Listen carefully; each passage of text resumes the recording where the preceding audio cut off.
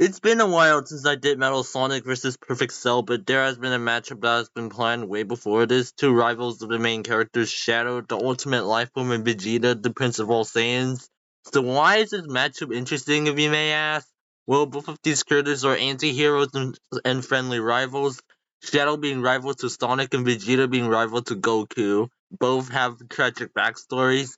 Shadow losing Maria and the whole world turning against him, while Vegeta losing his home planet and being molded into a villain by Frieza. So starting off with Shadow, he is consistently stated to be Sonic's equal. Back at when he debuted at Sonic Adventure 2, you can either play as one Hedgehog, further proving they're equals. But however, in Generations, Shadow does lose this to Sonic, but Shadow still scaling to this Sonic means he would scale above classic Sonic, who is able to defeat the Death Egg robot, which is the power source of the Death Star, which has the power to destroy entire planets, scaling Shadow to planetary. Furthermore, Shadow has able to defeat Chaos even if Chaos is holding 4 Chaos Emeralds, when Chaos Emerald is able to shift giant chunks of the earth. Shadow even will lowball just scared of this since he stated he has control over all Chaos Emeralds, so scaling Shadow to multi-planetary, large planetary plus, or even dwarf star level without being generous. In Sonic Generations, Sonic defeated Perfect Chaos, who absorbed all 7 the Chaos Emeralds in the encyclopedia. Sonic needed power of the purple energy sphere to overwhelm Shadow, basically meaning Sonic needed more power to defeat Shadow.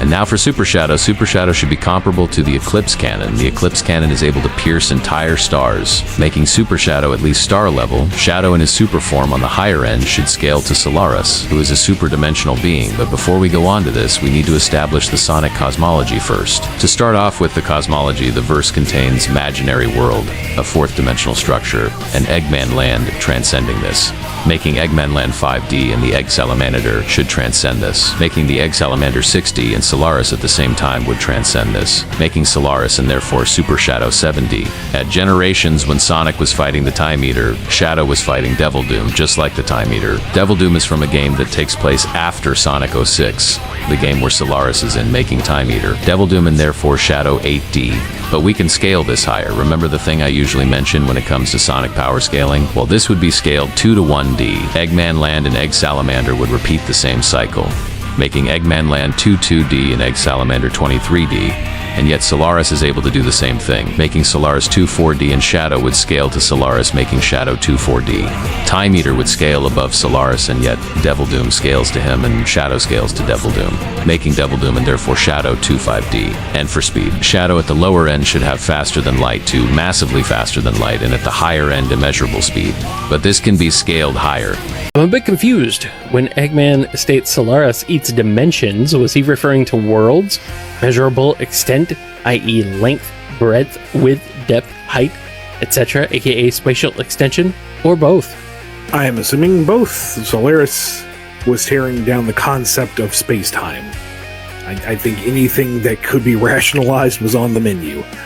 Being an eternal god of time and seeing what he's done and was going to do according to the game and Prima Guide, could Solaris destroy the concept of space-time?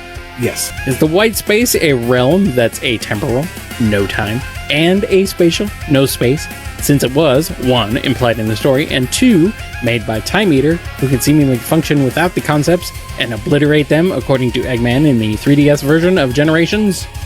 Sure, that can work. I don't know. That's what's kind of established in the game, and it's not a lingering plot point.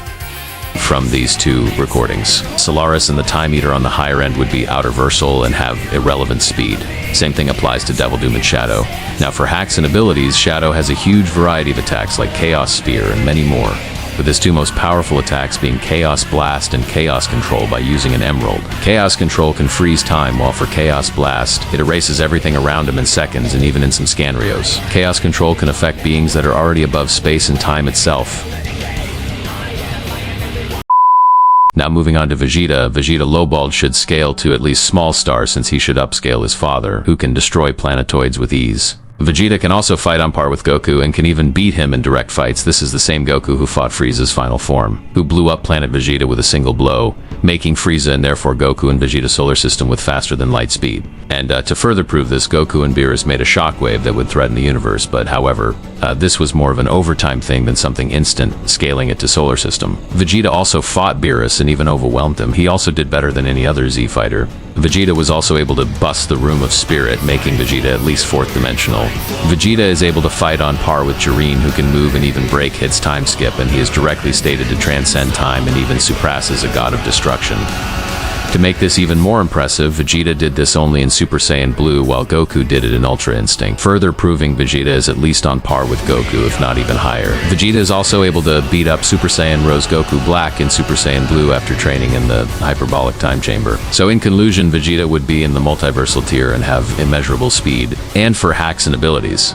Vegeta has a variety of attacks like Gallic Gun, in which he pulls both his hands at his chest and gather ki before firing.